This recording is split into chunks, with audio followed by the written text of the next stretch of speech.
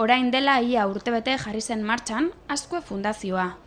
Hasieratik bere helburu argia zen euskara zabaltzea eta horretarako teknologia berriak erabili.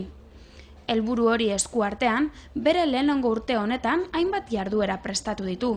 Hauen adibide, aste honetan Bilbon gauzatu diren jakintza librearen jardunaldiak azpimarratu daitezke. Jarduera hauen helburua, euskara sarean zabaltzeko eredua aztertzea da, software libreak, euskararentzat dituen abantaiak eztabaidatuz eta euskara interneten erabiltzeko oztopoak aztertuz. Jakintza librearen aldeko apostua egiten du Azkue Fundazioak, ez? Nolabait, hor software librea, jakintza librea, edozein kasutan da edukiak jartzea sarean, eta eduki horrek gainera erabilgarriak eta erakargarriak izan daitezela.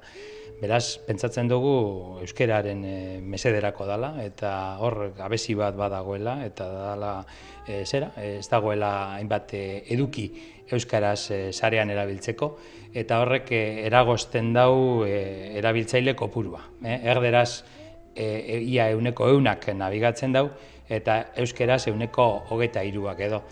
Ez da nahiko. Azkenean ikusten kontutan hartzen badugu batez gazteak eta nerabeak natibo digitala direla eta euskalduna direla gainera danak, ia 100, hor badago tarte bat, nun hobetu. Eta pentsatzen dugu edukiak sortu behar direla, sareratu eta jakintza librea eta Creative Commons filosofia libre partekatzekoa dala bidea. Eta horregatik antolatu ditugu jardunaldia hauek. Publiko anitzari zuzendutako jardunaldiak dira, baina Azkue Fundaziotik azaldu digutenez, oraingoan unibertsitateko irakasle eta bestelako espezialistei zuzenduna izan dira gehien bat. Azken batean, irakasle eta adituak ikuspegi berriak zabaltzeko lehen urratsak dira, eta horregaitik gordeta dituzten altxorrak plazaratzeko tresnak eman nahi dizkie Azkue Fundaziotik. Jardunaldi hauen menua anitza da eta 3 egunetan zehar era guztietako gaiak ekarriko dizkigu mahai gainera. Mainguru formatuan Unai Fernandez de Betoño, bera da Wikipediako administratzailea, bestea da Luisxo Fernandez, sustatukoa, Patxi Gaztelumendi baitare Libresale elkartekoa. Asteartean dugu Open Space bat, hor 3 blogari hartu ditugu, Marko Txopitea, eta baita ere Goñi, eta baita be Gorka Palazio. Eta goan blogari ezagune hauek, nolabait euren blogetan be landukan dabez 3 galdera ezagun. Eta 3 galderak dira, nola sustatu software librea, nola sustatu jakintza librea, eta nola sustatu euskara sarean, nolabait. Eta horren inguruan egongo da baita ere eztabaida bat.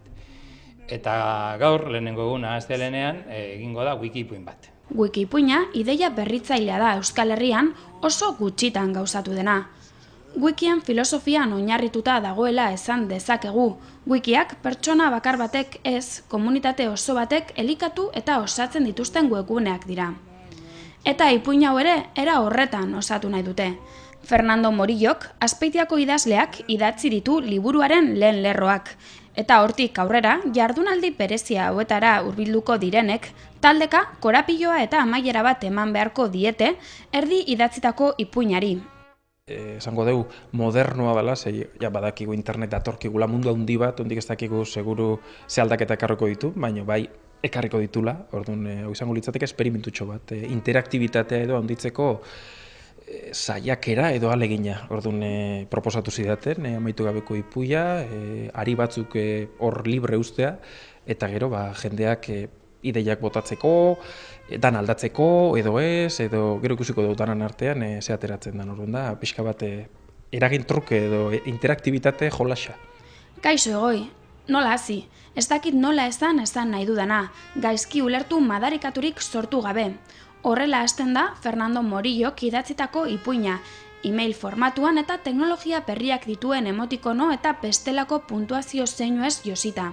Ipuia beti izaten da konfliktoa, dozein historio, konflikto bat, eta hemen agertzen da, eten puntuen bina da izenburua, da nolabait harreman sentimentalen danok ikutzen du bihotza ikututa erabatea bestea, orduan harreman sentimentalek beti ikutzen gaituzte, eta hemen hasiera-hasieran zenbait puntutxo dago, batean neska batek dana ematen du, ze bukaerara arte ezin dezu esan, seguru zer dan, igual gero dana aldatuko dalako, baina ematen du, neska batek idazten dio mutilari, email edo mezu elektroniko bat, esaten gutxi gora bera pentsatzeko denbora behar duela, etena, edo. Tono diferentetan, ze batzu daude emaila, emotikonak erabiltzen saiatu naiz, dialogo asko, deskribapen batzuk, erritmo diferenteak, eta gero ja da, hori bakoitzak zer ikusi nahi duen, ze batzuentzat izango da, neska hau, gaiztoa da, gaiztoa baldin bada, hau, ez da gaiztoa, badauka aitzakiren bat, orduan hau, eta nik hondik ez dakiz aterako den.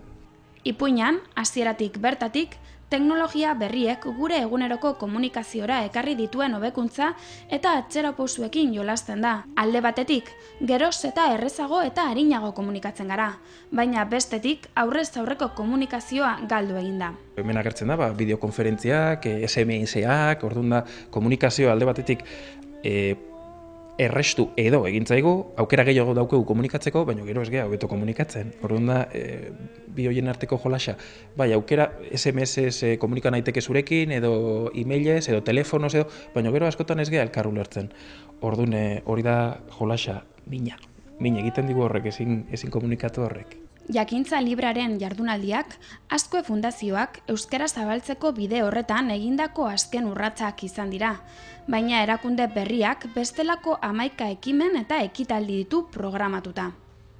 Oindala pare bat hilabete aurkeztu genuen Wikiplaza, bera hor komunitate batzuk sortu dira, bat hau da, bera Jakintza Librearen ingurukua, beste hau Gardeburu saria, laizter emango ditugu baita ere sari horrek, jenteak parte hartu du eta Wikipedian adibidez edukiak sartu dira euskeraz, eta ez bakarrik gure ekarpenarekin, baina hor ja irabazi ditugu postuak, momentu honetan ja 43. postuan dago euskara sarean, Wikipedian, ez da txantzetegoa, kontutan harturik 800.000 hiztun bakarrik garela, eta hor da beste pauso bat, eta gero egingo ditugu encounterrean egongo gara, agian igual uda partean egitasmoren bat egingo dugu,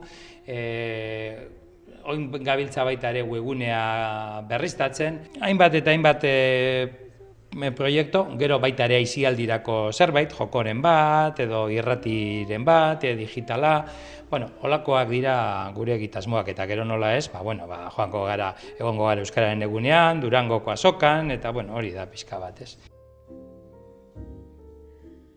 I never knew the charm of spring.